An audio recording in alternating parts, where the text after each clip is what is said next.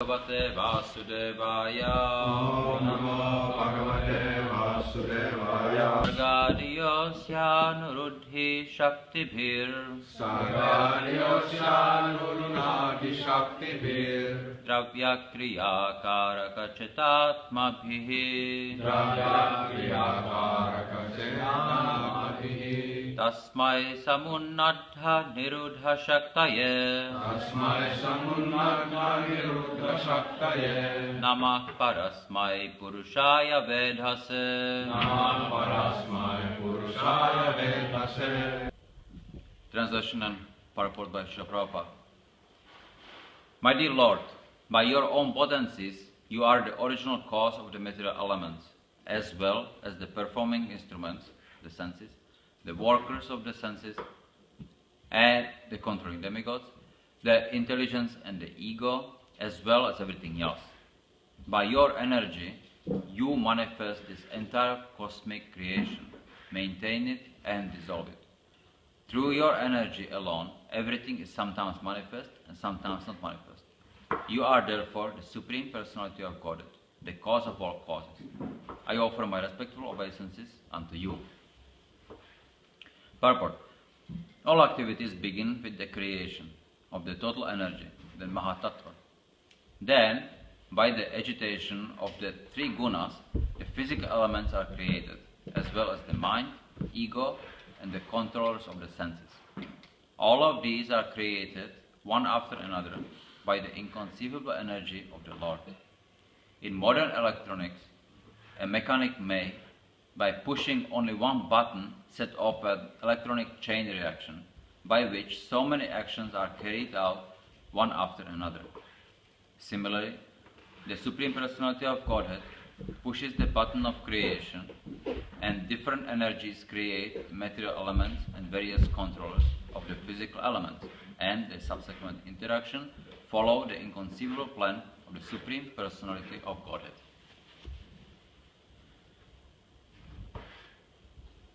So here, okay, so what's happening here? Now, Bhumi Devi, she's saying something, right? She's actually saying something what she had realized. And what did she realize? That the Lord is the Supreme Personality of Godhead. So everything depends on Him. But yesterday we were also discussing just how actually it depends on us. Right? Not the creation, but whether we understand this creation, whether we can compose prayers like Bhumi Devi, whether we can actually come to the platform of realizing that Krishna is the Supreme Personality of Godhead. Not just not knowing it, but realizing it. So how can we do that? Yesterday we were talking about then how the living entity has the free will, and by the free will then can develop the desire to serve Krishna or desire to serve Maya.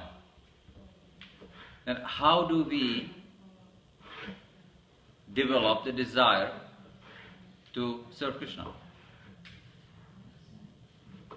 How is it going to happen practically? What do you think? It's a question. Yes? Okay, yes. What will that do? Okay, one chance, what will that do? Purifies, okay. But purifies what? Okay. But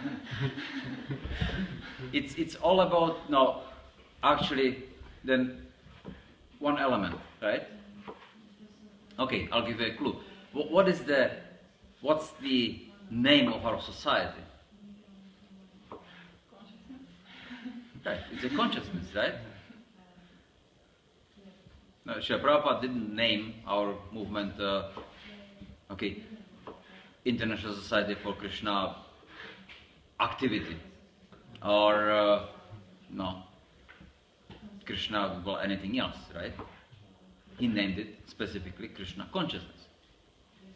Why would be that Krishna consciousness? Because consciousness then is the seed of everything. So now we need to work on our consciousness. How do we then purify the consciousness? How do we develop the consciousness that we will be conscious of Krishna? And what will be the activities? Association with devotees, very important. Avoiding the association with non-devotees, very important. Right? Not talking prajalpa. Doing devotional services, activities. Engaging one's mind or one's body then in activities which are connected to Krishna. So, now, we have, in Shastra, there are described the 5 basic levels of consciousness. Right? I'm sure you heard, no? Anamoy, Pranamoy, Manamoy, Vijnanamoy, and Anandamoy. So there are certain levels. Anamoy, person on the platform of Anamoy. What's going to be the interest of that person? It's just about me and my sense gratification. Like, example, baby being born, right? So it's like about the baby only, and then hungry, or this, or that, or just I want. No consideration for anybody or anything else. So, alright,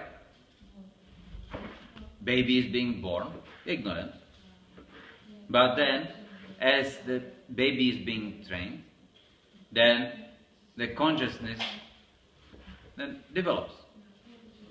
Goes to the platform of Pranamoy.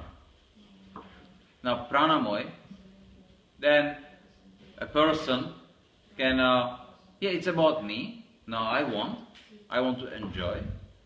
But I don't mind if also others enjoy, if they don't bother me.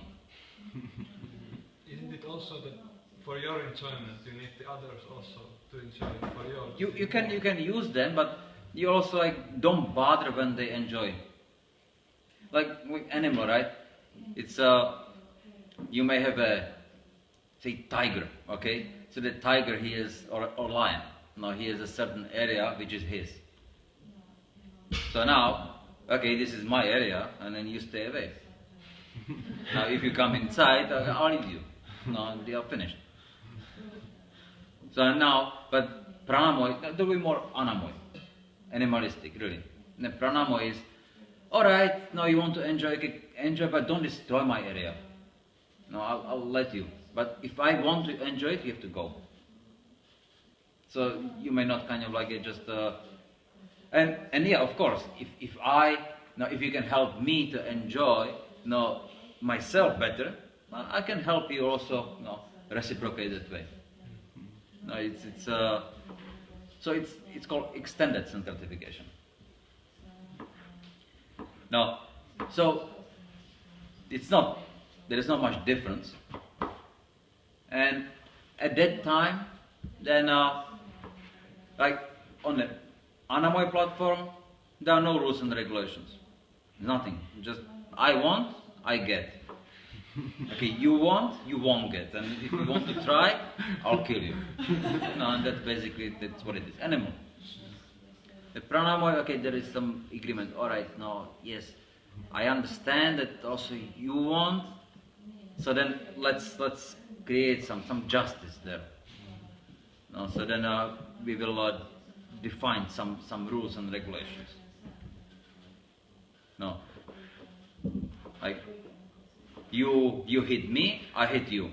No, you please me, I'll please you. No, it's very like a low class, but some rules are being established. No, it's like the Muslims, right? That you no tooth for eye, tooth for tooth, right? No, that's exactly what it is.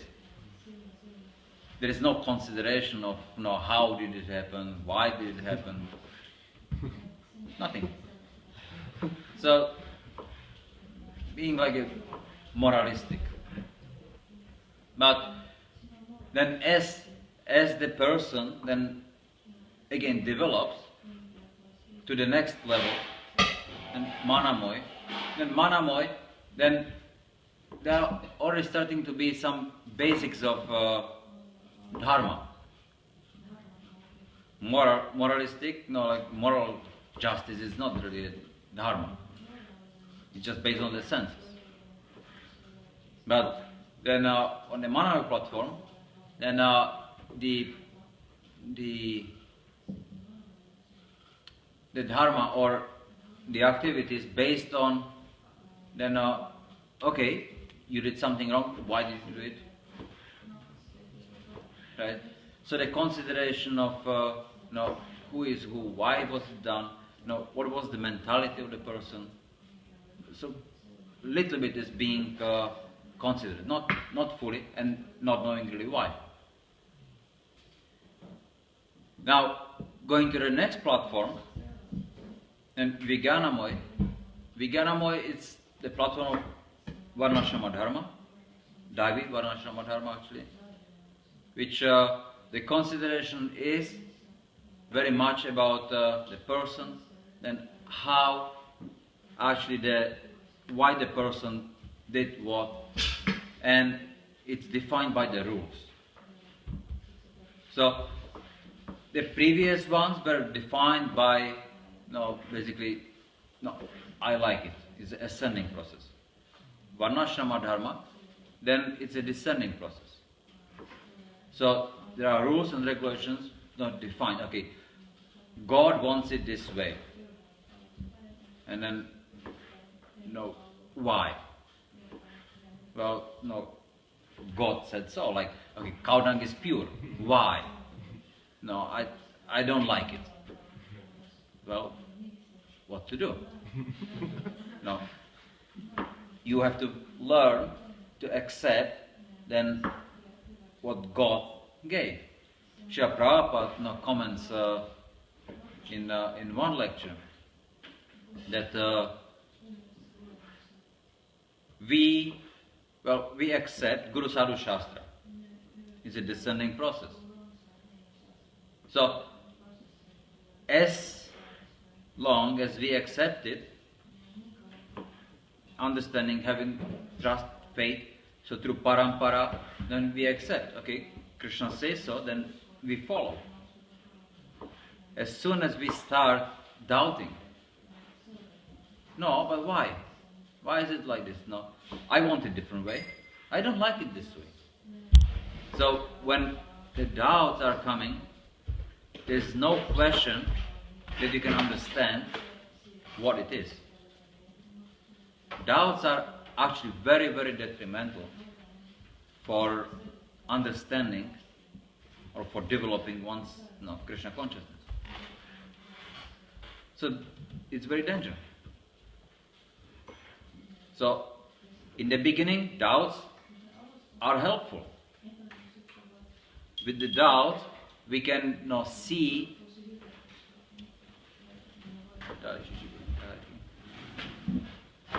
we can judge whether we are following the bona fide path. We can discriminate whether this is right, this is wrong. So that's all right. But once we know that what we are following, then it's bona fide path and it's good to do, then doubts become very detrimental, very bad. because these doubts then will stop us. Like you see, in spiritual world, then Krishna wants something, and that's what's going to happen. Nobody has any doubt. Krishna asks somebody something, and it's going to be done. If the devotees would be okay, but why you want it? No, I think better it is to do it differently. Then where is the supremacy of the Lord, right? Where is the devotion to the Lord, by the way? So we have to accept that when the Supreme Lord says something, then it's supreme, it's absolute. So this is where the Varnashrama Dharma then comes in place. We are following the rules and regulations given by the Lord. If we don't know something, then we will seek based on Guru, Sadhu, Shastra. We will not speculate about, I like it this way, so it should be this way. No, that's not about Dharma. And so by doing so, by connecting our activities not to the Lord's desires, then we can come to the platform of Anandamoy. Anandamoy then means then the transcendental happiness. It's the highest level of consciousness. Krishna consciousness. At that time, then we always remember Krishna and we never forget Krishna. So these levels of consciousness are very important to understand. Now we also have to see that a person on the lower level of consciousness cannot really comprehend, understand anything above his level. Animal will not understand any morality or dharma. You cannot really explain. An animal, the consciousness of an animal is such that just you have to use stick to control the animal. You don't argue with animal. And same with people. So you cannot expect that a person on the lower level of consciousness will understand anything higher. Now, person on the higher level of consciousness understand his level and anything below. He sees the differences. He sees what needs to be done to help the person to come up. But a person on the low level, he doesn't know, he doesn't understand why is the person behaving this way. Right? There's no understanding. They cannot grasp it. So we should also learn not to doubt devotees who are on the high level of consciousness. That we have the right to judge them, we can do this, we can do that. No, we have to be very careful not to do that. Because Krishna conscious person, Uttamadhikari, right? What is he going to do? What is his level of consciousness? Everybody is servant of the Lord. Either practicing or he is potential servant of the Lord. So then he will see everybody the same and he will not deal with anybody differently. But that's a person on the low level of consciousness, he will see it as a weakness. Oh, he doesn't know. But doing so, then it will create offense. But Jada Bharat, right? Maharaj Rahugana, then he sees him as kind of like some dumb person. Okay, so at least you can help carrying palanquin. But there was an offense. only when then Jadabhara starts speaking, then Maharaj Rahugana then understands his mistake, and then he corrects it, he listens, and he follows the instructions. So it happens. We have to be very careful not to do that. So we should be very careful not to judge people on the higher level of consciousness, why they are doing like this. If you want, well, you should try to endeavor to come to their platform to understand what they are doing. So eventually devotees are trying to come to the platform of Krishna consciousness, to understand as much as Krishna lets us understand, not to do. What are his activities about? So this is very important. Now, how do we develop such consciousness? How do we develop the desire to develop that consciousness? Okay, so we were talking sadhu sangha, right? Which, yes, it is the most important. And then what? What will be the other possible activities? Think about. Yes? Hearing about the Lord and hearing about... Okay, yes. Hearing, chanting. What else can you do?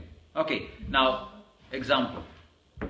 There are many grihastas, right? So what can you do as a grihasta to be more Krishna conscious? Because grihasta life, it's a difficult thing, One has so many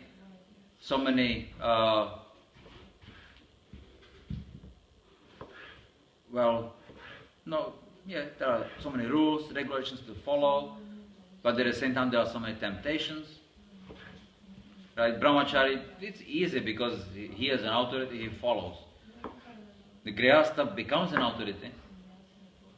So, one can be swayed to do something wrong, some nonsense.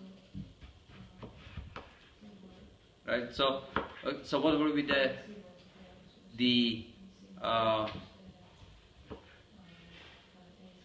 the possibility then to avoid to falling for a nonsense?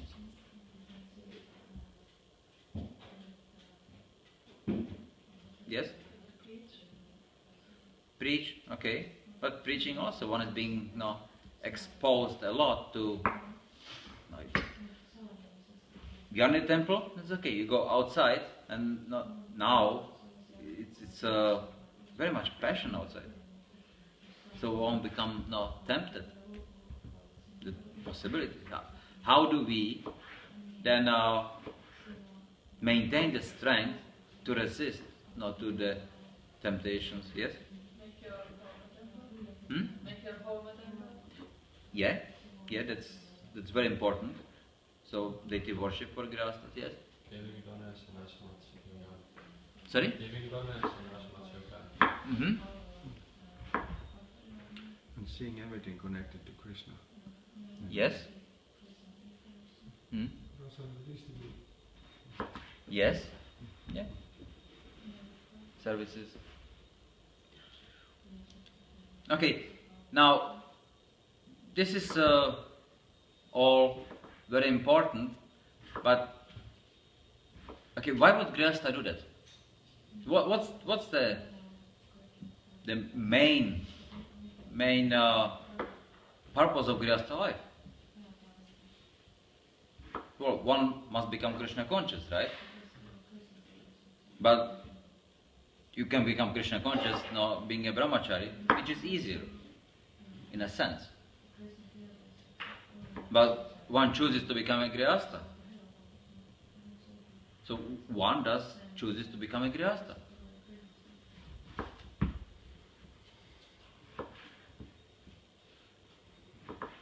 Okay, so maybe there may be more attachments. There are more like stronger desires, so then not through going through grihastha life, not grihamedi, then one can get rid of the attachments. But what else? What should be then in the grihastha life? Yes? Right, children. Right? Now, to actually educate or to bring up Krishna conscious children, then we have to be Krishna conscious. So if we see that we want to fulfill our duty, well, as a grihasthas, to have Krishna conscious children, then we have to really work on ourselves. That's the motivation. Right? Now, how can we help being the children Krishna conscious? One is our example, right? Okay. So if we are Krishna conscious, then our children will be having some tendency to be Krishna conscious. What else? How can we help our children to be Krishna conscious? If they're necessary with other children who are also devotees. Okay, yes. So, what we want to do? First of all, we want to change our consciousness, and then we will be attempting to work on the consciousness of the children, to change that. You see, how the consciousness is important. You see, like an example, Hiranyakashipu, right?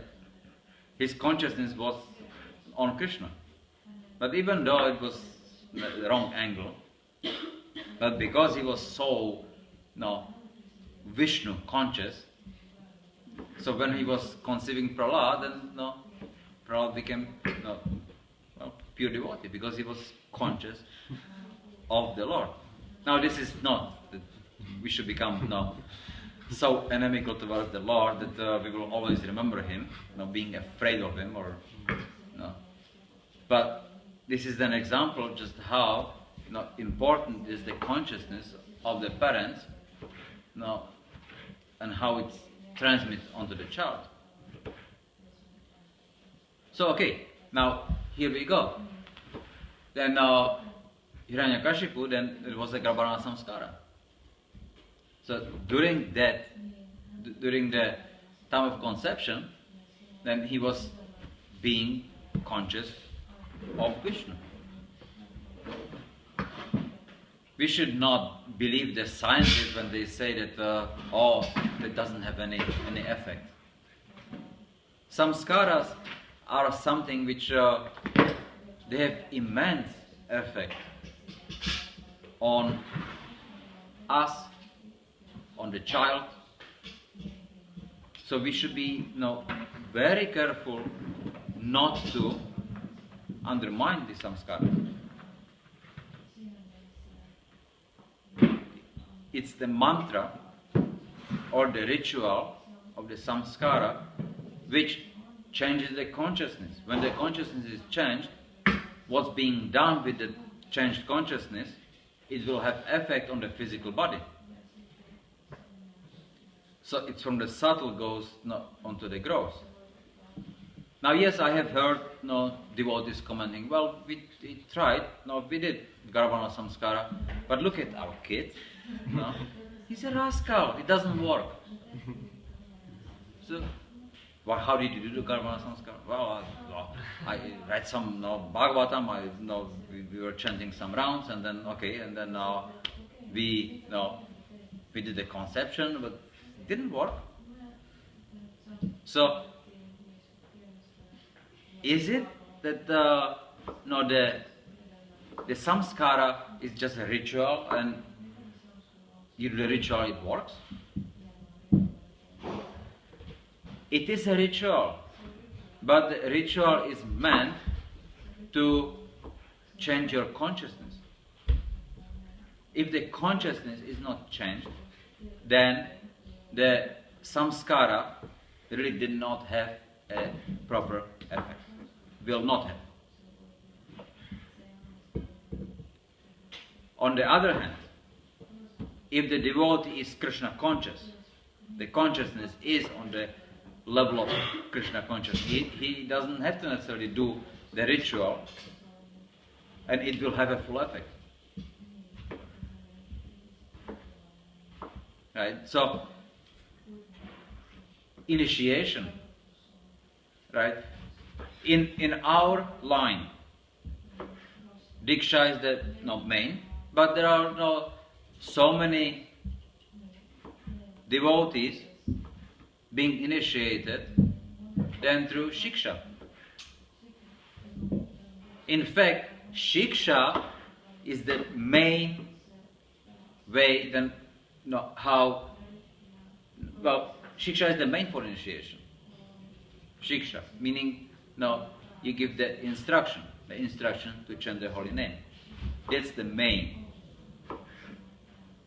Now, there are many devotees being initiated, not at present, in our line, being initiated by basically given the holy name. But Srila Prabhupada or Srila Bhaktisiddhanta Saraswati Prabhupada didn't establish Shiksha that way. Diksha is that we go through the ritual of the initiation. Why? So then it has the proper impression on our mind, so we can change the consciousness, so we can understand that we have actually got some instruction from our spiritual master, and the instruction is a lifelong instruction. And that we cannot just say, oh, today I don't like to chant. You have made a promise. And you made a promise in front of fire. So therefore, you are obliged to follow the instruction of your spiritual master until throughout your life. There's no that you can do whenever you want or however you want. It's given. You promised. Now, because of our impurities, then we need the ritual. We need that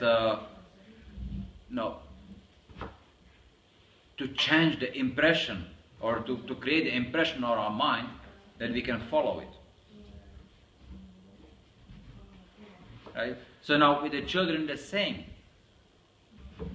You have to create the impression on your mind that you want Krishna conscious child. And you have to do everything for it. So everything becomes as much auspicious as possible.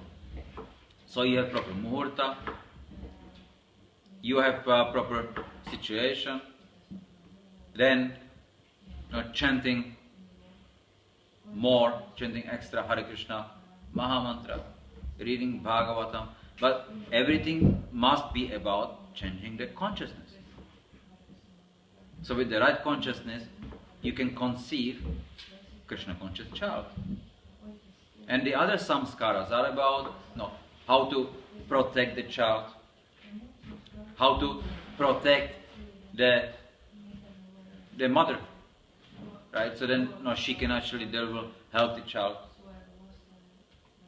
How to make the child so then he can be properly being able to be focused, not disturbed, healthy. So all these samskaras are meant to help the child and the mother then to properly grow up. So these are given to us by Krishna. And okay, some devotees comment, well, these are just karma kanda, we don't do it. This is a nonsense. Who wrote for us the Vaishnava samskaras? Right? Gopalbhata Goswami. Right? He compiled the samskaras for us. Now, okay, is it karma kandi? I mean, can we say so? Why would he be motivated just to waste his time from chanting? One of the 6 Goswamis, right? So he is he is Uttamadhikari, Nitya Siddha. He is always absorbing Krishna consciousness and he is writing karma kanda. Isn't it a nonsense to think like this? Now, why would he then spend his time to write the samskaras for us? Why would Bhakti Siddhanta Saraswati Prabhupada propagate and translate the samskaras, Satkirasara Dipika, then for the devotees to use?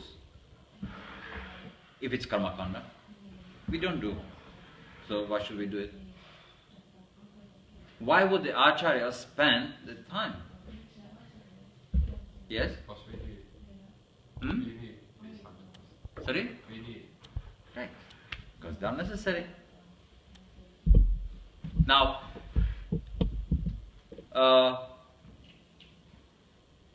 if you read in Bhagavad Gita, the 16th chapter, then there is a purport to the first 3 verses.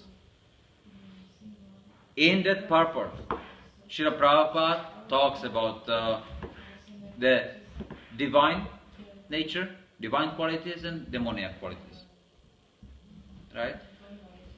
Now, he describes, or you have a Gita here? Oh.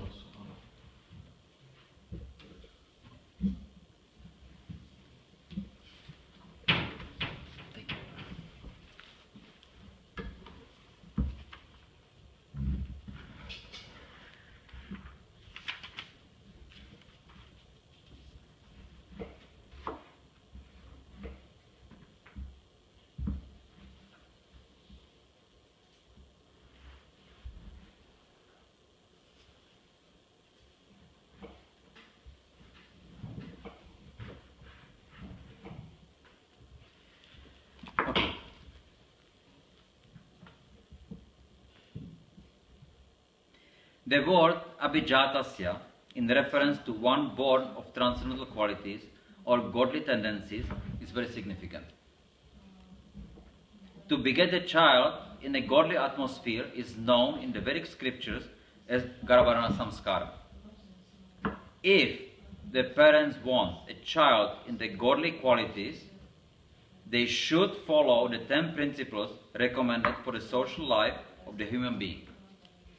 Right? Now, the 10 principles, Srila Prabhupada mentions the 10 samskaras. Dashavida samskara.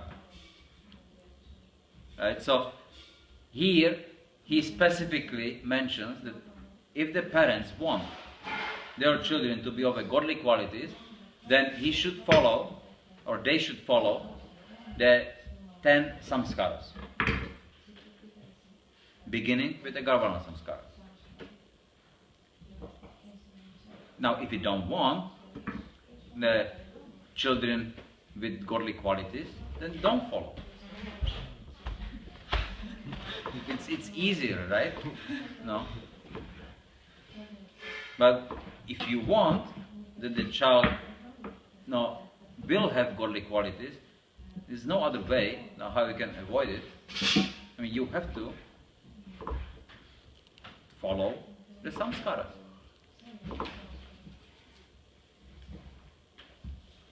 In Bhagavad Gita, we have studied also before that the sex life for begetting a good child is Krishna himself. Sex life is not condemned, provided the process is used in Krishna consciousness. Those who are in Krishna consciousness at least should not beget children like cats and dogs, and should beget them so that they may become Krishna conscious after birth. That should be the advantage of children born with father and mother absorbed in Krishna consciousness.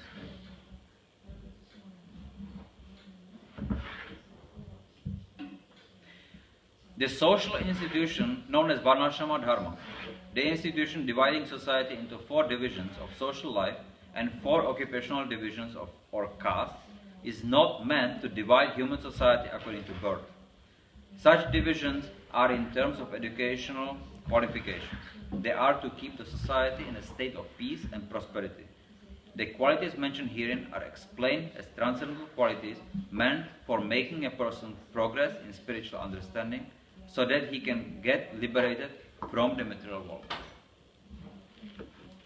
So, here we go.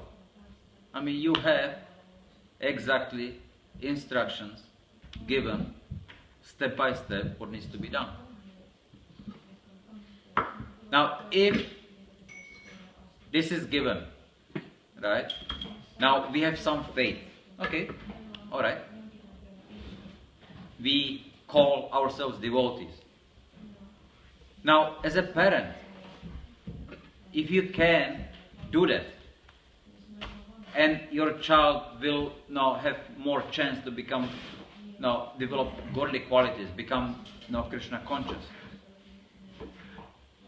then wouldn't that be the natural thing for a loving parent to do that?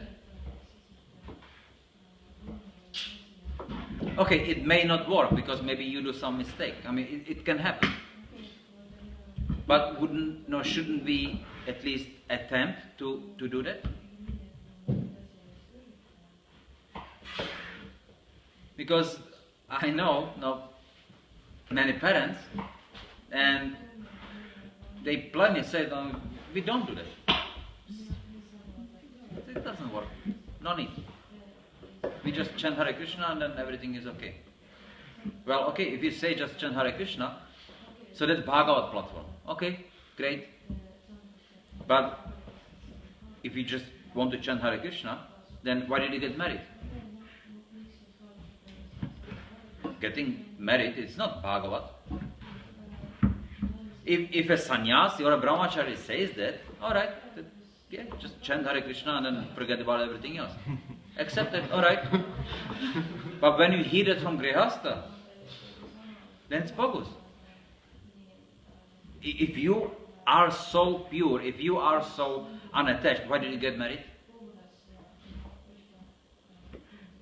Because you are attached. And if you are attached, then why do you do something about so you become detached? And if you are so attached and don't do anything for your children, they will become as attached as you, or worse. So if you want to be serious Grihastha, then why don't you just do the best you can do for your children? No, that will make sense. So we have to really very seriously consider what we want, where we belong, how we want to do it. The path of Krishna consciousness is there for anyone. Anybody can do. Now we have to decide, okay, where do we belong? What we need to do? What's the best for me? What can I do? And according to that, just accept. Alright, so this is my position. So these are the rules and regulations to follow. And things are done. There's no difference between brahmachari living according to the rules and regulations of brahmachari life. and a grihastha living according to the rules of grihastha life. There's no difference. Both of them will come to the higher level of understanding. Both of them can go back to Godhead this very lifetime. No difference. But if the brahmachari doesn't live as a brahmachari, he just lives like a bachelor. He has no authority. He makes his money and spends his money as he wants. He is not obliged to anyone to do anything. And at the same time, he does not have any responsibility because he has no family. So he doesn't have to do. So he just enjoys his money as he likes. Nobody can tell him anything. And that's not a brahmachari. And if grihastha doesn't follow the rules of grihastha life, following the four regulative principles, and then not doing things what he is supposed to, then that's grihamari, and he will also not. But if the brahmachari has the authority and follows everything according to the authority, and the grihastha, then he becomes the authority for the family, and he takes the responsibility very seriously. Both these can go to Godhead in this very lifetime. No problem.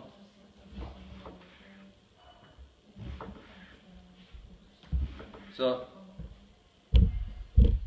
it needs to be properly addressed. And every one of us, we are responsible for ourselves. So, let's become very serious about what we want to do, how we want to develop and live in Krishna consciousness.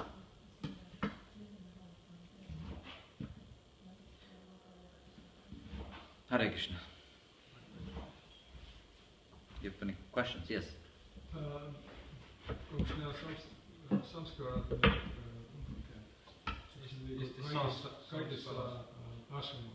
there in all Hindu ashrams? They all have, all four ashrams have this samskar, different samskar. The ashrams, well, you see, then the brahmachari, then he goes through, there's a samskar upanayana, which we would say that it's like the second initiation. So the diksha, right? And that's all the brahmachari goes through in the brahmachari ashram. And then when he wants to get married, then he will go through Vardhana, which is graduation from the brahmachari ashram, and then vivaha, marriage. And then once there is vivaha, then you go all through the samskara, garbhana samskara, and so on, for the children, and for the child, and for the mother. And vanaprastha, then he is vanaprastha. They in the beginning they may still live together, but he avoids. Basically, he's staying away. He is not part of the social life anymore, as the grihasthas are. There's no sex. It's just being focused on Krishna consciousness. And if he decides so, he may also take sannyas, and then he goes and preaches. So, vanaprastha, basically, he maintains his Krishna consciousness. He follows everything, but he's not really much preaching. He's just you see, like Dhritarashtra. He was very much attached, but at some point, then Vidura talked to him, and then he left the palace with his wife, and so that was vanaprastha. And then practice he left his body as a vanaprastha. Kardama Muni, as soon as Kapila was born, he left. Took sannyas. So both are bona fide, and there are no samskaras really involved in that. So the samskaras are about the grihastha life, because it's about the children. And the child, then the boy receives the upanayana as a brahmachari, and then he becomes brahmachari from that point. Yeah? Prabhu, you talked about this, about the doubt like ruining the whole thing, the doubts of the spirit, devotees, ruining the whole thing. And I agree, of course. But when you have these doubts, and of course there are always something you observe from the senior devotees. So you just swallow this doubt without, or somehow intellectualize to understand. Because it's difficult sometimes maybe to trust the senior ones if you see something problem. Yeah, well, see, you cannot really not just follow, you cannot like blindly follow. You have to have trust. Yes. So the trust must be developed. So, like, you have a trust, okay, that your father really wants the best for you. So when he tells you, or when he gives you a slap, right? So then you may kind of like what was this for? But if you have really not deep relationship, then you understand. Okay, well, I deserve it. There was something wrong. So you have no doubt that your father punished you, for your benefit. It may not feel so well, but still, and you may kind of like just react. You may become emotional or something, but still, you cannot really have a maybe in the beginning kind of like, wow, that was not right. But then contemplate about it, think about it, and then you figure out that well, my father wouldn't punish me for nothing. I deserved it. Contemplate and then try to be introspective and figure out what did you do wrong. And then you will figure out, okay, I deserve the punishment. And therefore you should thank your father that you are being punished. The same thing with Krishna. We are suffering so much. Why we are suffering? Because Krishna is really mean to us. Why is he sending so much sufferings? Why is he asking his energies, Maya, right? To give us so much sufferings? Because he hates us? No. Because he wants us to come to the understanding that all we are doing is just a nonsense. Right? So, we are being punished.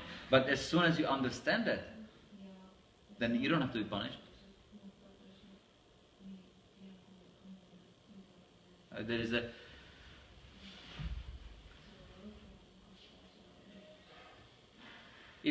it's very much followed, and it was followed even in ancient times, that when the punishment is to change the consciousness of a person. Right? If the consciousness got changed, there is no need for punishment. But if the consciousness didn't change, still the punishment will have to come again and again. A thief, he steals something, he goes to jail. He comes out of the jail, he steals something again, he goes to jail. He comes out, he steals, he goes to jail. So then, him going to jail, then it will work out, or it will correct the sinful activity, sinful reaction which he did by stealing. But it not necessarily changes the mentality that he is not going to do it again. During Tulsi Puja, right, then okay, we go around Tulsi Devi, and then no, it will remove all the reactions for the sinful activities, even killing Brahmana. But it doesn't necessarily mean that no, we will not commit sinful activities again. That's up to us to decide. There's a consciousness. So all these praschitas, no, all these no, corrections, they only deal with the reactions. If we did something, but it will not deal with that, we will not do it again. It's like in the church, you know, they sell. How do they call it? You know, you go to on Sunday, you go to the church, right, and then you confess. And okay, so then and you are free of your sinful reactions, and then you can go for sinning again for the next week. And some churches they went that you can prepay your sinful activities. you pay money, and then okay, there will be all right, so next week you will probably do this much. Okay, give this much donation, and then you will be free of the reactions. No. Prepaid, right? Like credit cards. It's a nonsense. That doesn't work. That doesn't change any mentality. And in fact, if that's done, because the holy name removes all the reactions, so then the devotee may start thinking, well, if I do some nonsense, just chant Hare Krishna, and then I'm free of any reaction. That will make the mentality, the consciousness even more demoniac. And this Namaparat actually is one of the most severe Namaparats. So it will make it even worse for him. And you could become a demon, Hare Krishna. You are a demon. Yeah, but like this really, like yeah. doing demoniac Yes, stuff, yeah. through like Just society. you can be you feel free to do anything because you are protected by the holy name. That's what you feel. You can do any nonsense and just chant Hare Krishna, because even one chanting of Hare Krishna can remove all the sinful activities, sinful reaction of the whole universe, right? So then I'll just chant and then I'll be free of any reactions. No. In fact, you will be getting all much more heavier reactions. Reactions of Mahabharata, which are much more than reactions of the falling down or not following the principles. Yeah?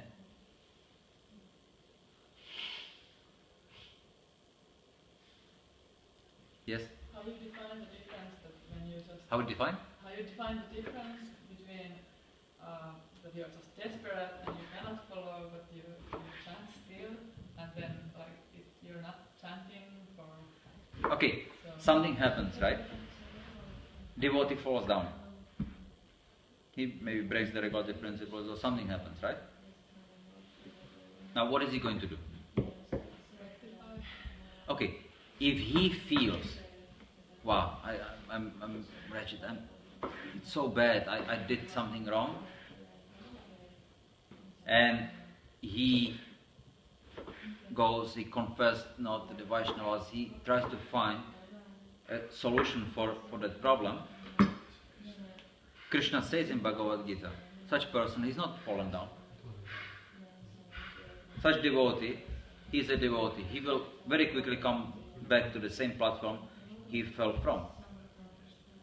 So there is no consideration of him falling down because of this mentality. He understands. So I did something wrong, and I will make sure the next time it will not happen.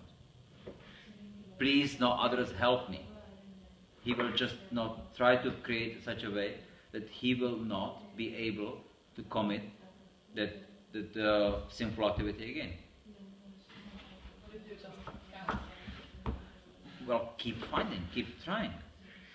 He will always So no, it's like he can he tries, didn't work. He tries again, didn't work. He tries again, he will not give up. So it's not falling down. He's not falling down. His consciousness, I want to be a devotee. and I will do everything for it. But my conditioning is so strong, and okay, I have difficulties, but please help me. Go him, he will look for someone, he will try to get, what can I do? But his mentality is that he wants to improve. So such devotee, he is not fallen.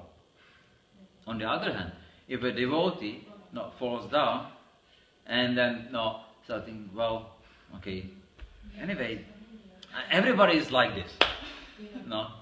And those who say no, they are pretending.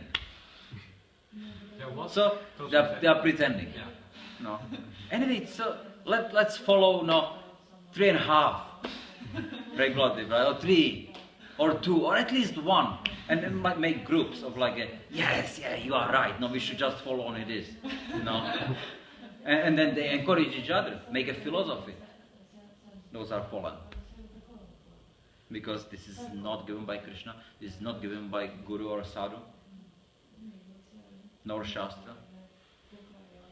So we should, okay, I'm fallen, yes, maybe my tendency is not to commit sin, but what can I do to avoid it? No. So we have to consult Guru, Sadhu, Shastra. Then, what's the answer, what we should do? We will find a solution. There is always solution for everything. But if we make a philosophy of our faults and propagate it, then this is very severe Vaishnava parat.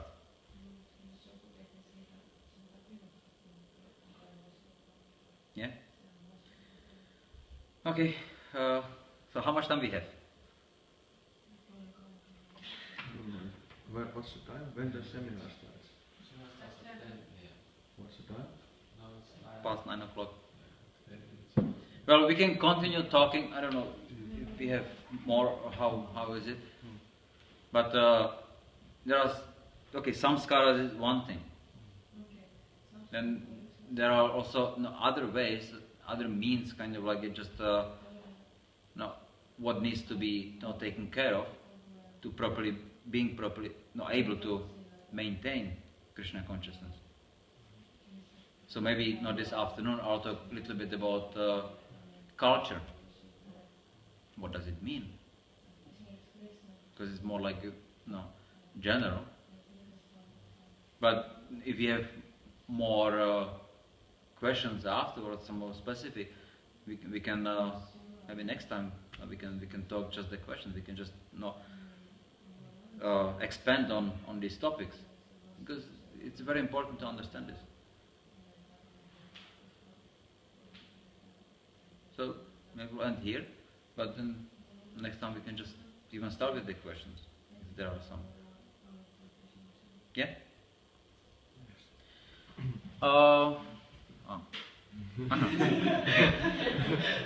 Granthraj Srimad Bhagavatam ki? Srila Prabhupada ki? Jai Nitai Gaur Pramananda.